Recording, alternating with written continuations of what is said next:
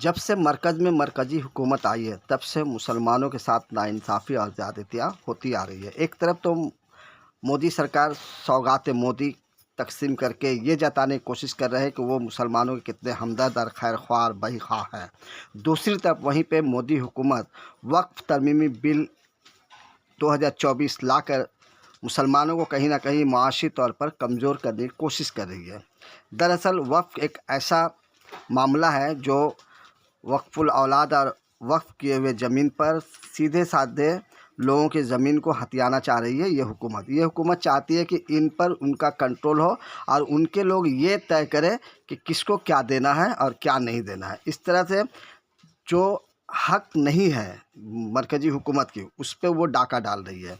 Parliament में इस bill को पास करा के मुसलमानों को माशी तौर पर और कमज़ोर करने की साजिश की जा रही है, जिसके लिए पूरे हिंदुस्तान में हर तरफ से तहरीक चलाई जा रही है कि इस बिल वापस लिया जाए, इस बिल को वापस लिया जाए और मुसलमानों के साथ इस तरह की नाइंसाफ़ी ना की जाए।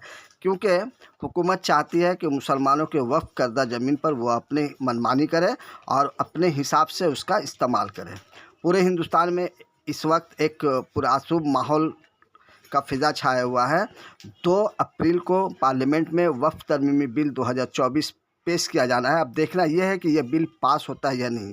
अगर ये बिल पास हो गया तो मुमकिन है कि मुसलमानों के आने वाले वक्त में मुसलमानों के साथ बहुत मुसलमानों का नुकसान होगा। इससे ये हुकूमत बजट 2024-25 में मुसलमानों की जो स्कीम थे उस पर भी कदगन लगाने की कोशिश की है और बजट में मुसलमानों के जो तरह तरह के स्कीमें थे उसको कम कर दिया गया है, कई गुना कम कर दिया गया। इससे मुसलमान माशी तौर पर जहां परेशान है वहां वो हुकूमत हिंद का ये दोगला रवैया समझ से बाहर है। आइए एक नज़र डालते हैं कि वो सड़कों पर आए ताकि पुलिस अपना काम करे। लिहाजा नौजवानों को इस वक्त जोश में आने की ज़रूरत नहीं है, बल्कि वो वक्त का नज़ाकत को देखते हुए इस फैसले को ज़रूर कंडम करें, तहरीक चलाएं, लेकिन सड़कों पर ना निकले। और जिस तरह से उन्हें बदनाम किया जाता है कि मुस्लिम लड़के या मुस्लिम समाज जो है वो पत्थरबाजी करती है, जगह जगह से इस तरह के वारदात सामने आते हैं।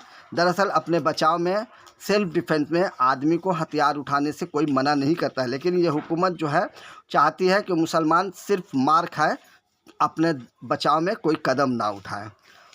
आज जो भी हिंदुस्तान का माहौल जिस तरह से गरमाया हुआ है या हिंदू मुस्लिम करके एक साजिश की जा रही है कि मुसलमानों को किसी तरह से इस मुल्क से निकाला जाए, जो कि मुमकिन नहीं है। 20 करोड़ मुसलमानों को यहाँ से निकालना यह आसान बात नहीं है, हिटलर का राज नहीं है। लिहाजा मोदी हुकूमत को समझनी चाहिए और अब देखना यह है कि आने वाले हुकूमत जो इसका सपोर्ट कर रहे हैं वो क्या गुल खिलाते हैं। आइए हम पूरी रिपोर्ट देखते हैं। ये सांकेतिक आंदोलन का एक हिस्सा बना रहे। प्रसाद बोर्ड ने इसलिए तय किया कि ये सरकार, एनडीए की सरकार जो वक्फ संशोधन बिल ला रही है वो वक्त संपत्तियों को कब्जा करने के लिए ला रही है। आप जानते हैं कि भारत एक लोकतांत्रिक धर्मनिरपेक्ष देश है, तमाम धर्मों के इंडाउमेंट्स है, अकाल तख्त है, तमाम मंदिरों के इंडाउमेंट्स हैं, कि कहीं पर भी दूसरे समुदाय और धर्म का सदस्य नहीं होता। ये संशोधन लाकर वक्फ के सेंट्रल वक्फ काउंसिल में गैर मुस्लिमों को सदस्य बनाने के लिए एक रास्ता दरवाज़ा खोल रहे हैं और वक्फ बोर्ड जो बनाएंगे उसमें भी नॉमिनेशन का दरवाज़ा खोल रहे हैं। जबकि वक्फ बोर्ड, वक्फ सेंट्रल काउंसिल इलेक्टेड होती है और उसका रखरखाव, उसका देखभाल, उसकी व्यवस्था करने का अधिकार संवैधानिक तौर पर आर्टिकल 19, आर्टिकल 25, आर्टिकल 26 सिर्फ मुसलमानों को है। दूसरे समुदाय के लोगों को उसमें दाखिल नहीं किया जाना चाहिए।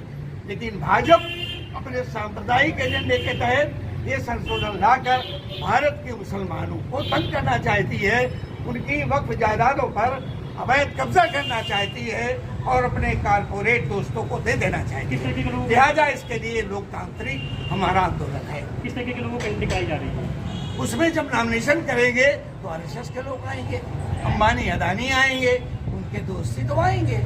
जबकि संविधान कहता है कि तमाम धर्मों के इंडाउमेंट्स ट्रस्ट में उस धर्म के लोग अपनी व्यवस्था के लिए बनाएं, तो वही उसका इंतजाम दे के व्यवस्था लेंगे। अगर मान लीजिए अभी भी विरोध हो रहा है आप लोगों का, आगे भी विरोध ये होगा? चलता रहेगा, समय समय पर रणनीति बदलती रहेगी।